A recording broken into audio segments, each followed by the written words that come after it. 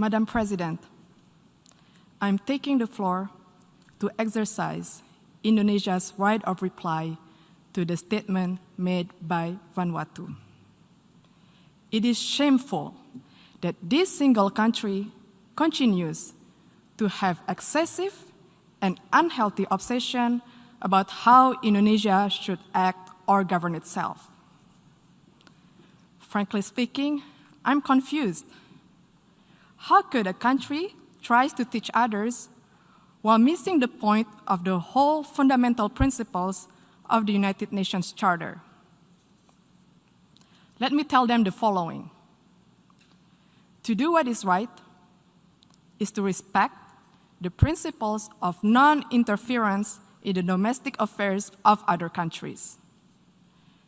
And to do what is right, it is to respect the sovereignty and territorial integrity of other countries.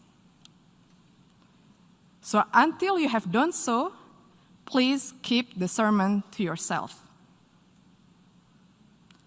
Madam President, the President of Indonesia stated a few days ago in this great Hall of Nations, and I quote, "We must promote a win-win approach in building relations among states that is mutually beneficial," unquote. Indeed, such a call was echoed by world leaders throughout this prominent week.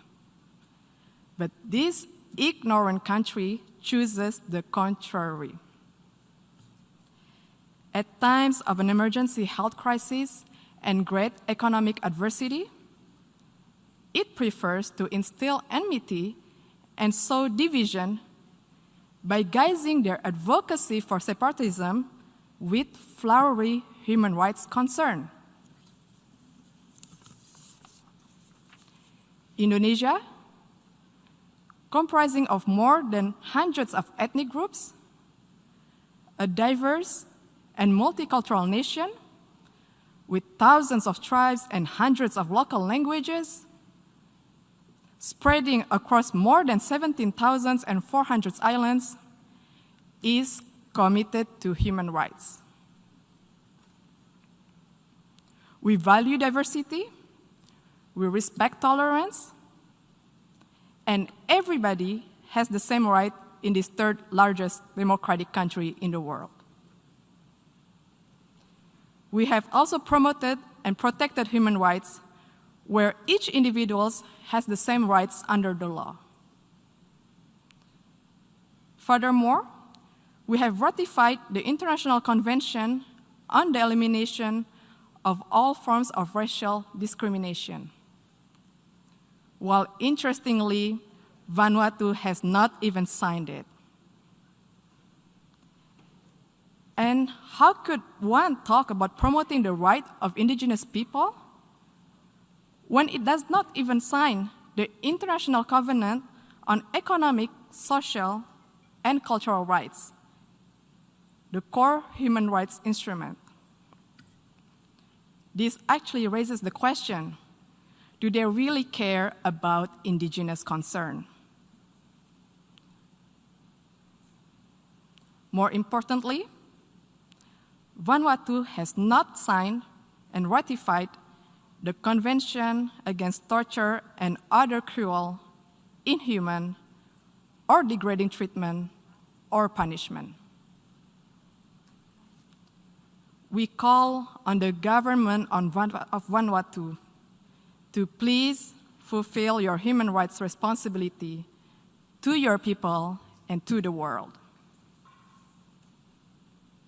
Madam President, the accusation of human rights is typical, a tall tale that they sell and stage over the years in the hall.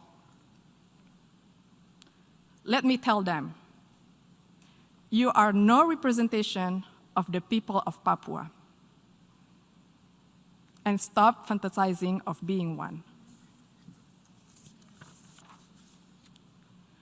Papuans are Indonesians. All of us play an important role in the development of Indonesia. including on the island of Papua. Madam President, the principles of the UN Charter, which Vanuatu clearly does not seem to understand, stipulates the respect for sovereignty and territorial integrity. Indonesia will defend itself against any continuing advocacy of separatism conveyed under the guise of artificial human rights concern. The provinces of Papua and West Papua are irrevocable parts of Indonesia since 1945. It has also been firmly endorsed by the United Nations and the international community decades ago. It is final, irreversible, and permanent. I thank you, Madam.